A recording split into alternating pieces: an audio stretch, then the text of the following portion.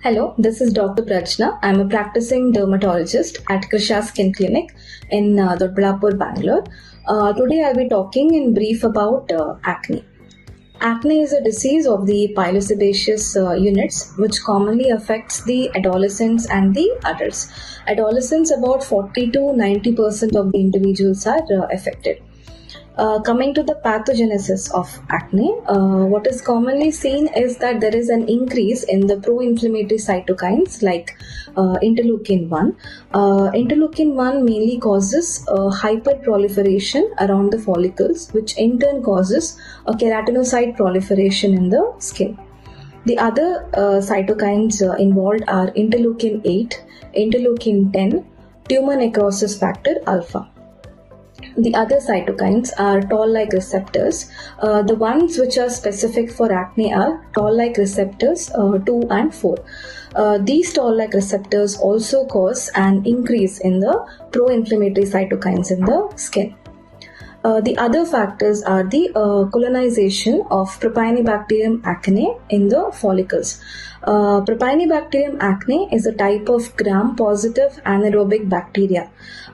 This bacteria also causes an increase in the release of pro-inflammatory cytokines like interleukin 1, 6, 8, 10 and tumor necrosis factor alpha.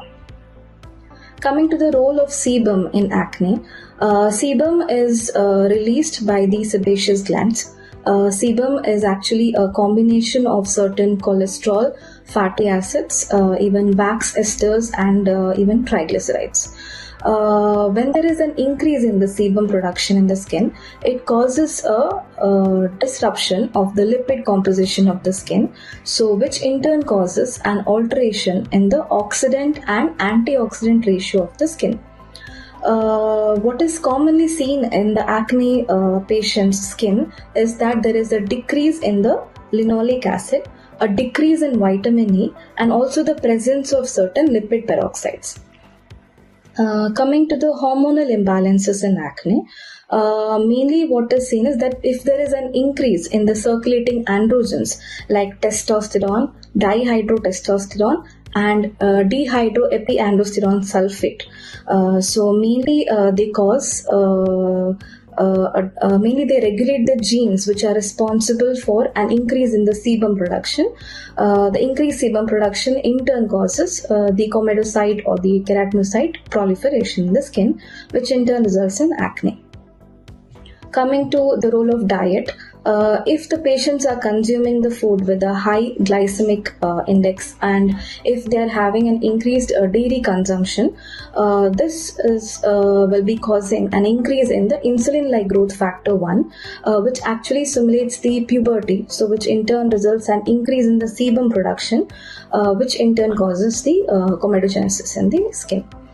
So this is the pathogenesis of skin. Now coming to the clinical features. So patients mainly presents with papules, pustules, nodules and cysts and even acne scars. The common area of involvement is the face, about 91 to 95% of the cases. The back will be involved in about 60% of the cases, and the chest is involved in 45% of the cases.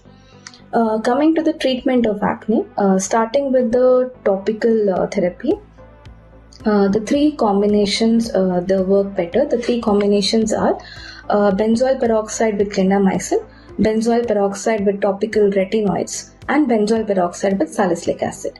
Now benzoyl peroxide with clindamycin, the first combination, it has a better efficacy.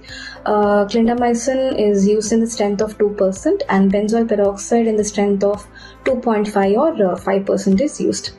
Now in the cases where there is an antibiotic resistant Propionibacterium acne colonization in the follicle, the second combination, that is benzoyl peroxide with topical retinoids, works better. The common used topical retinoids is adapalene in the dose of 0.1%. So what these topical retinoids do is that they will be enhancing the permeability of the skin, so which causes an easier or enhanced entry or penetration of the topical antibiotic which is used along with the topical retinoid. But the limiting factor is that they have a higher irritation potential, so they cause a little irritation on the skin. The third combination is benzoyl peroxide with salicylic acid. Now, because of the exfoliant property of salicylic acid, this combination also works better. But the only limiting factor is that patients present with mild to moderate transient dryness of the skin. So these are the three combinations. Apart from this, even azelaic acid can also be used in the strength of 10 or 20%. So that is also well tolerated. Even dapsone 5% can also be used. Dapsone 5% is used in mild to moderate cases of acne. And dapsone actually causes a decrease in the inflammation which occurs around the acne.